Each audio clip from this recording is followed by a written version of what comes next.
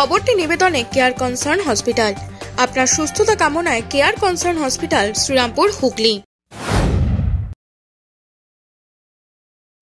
মুখ্যমন্ত্রী সচরাচর সত্যি কথা বলেন কিনা জানি না, কিন্তু মিথ্যাতেই অভ্যস্ত।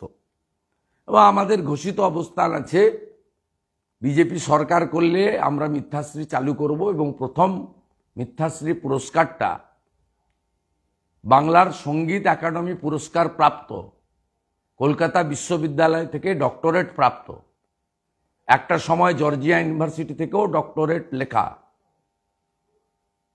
সব বিষয়ে যিনি বিশেষজ্ঞ, গীতিকার, সুরকার, যার গানে লতা মঙ্গেশকর মুগ্ধ হতেন, যার গানে সন্ধ্যাদি আপ্লুত হতেন, যার গান শুনলে অনুপ ঘোষাল অত্যন্ত শিহরিত হয়ে উঠতেন, তিনি মিথ্যাশ্রী পুরস্কারটা পাবেন বিজেপির সরকারের সময়।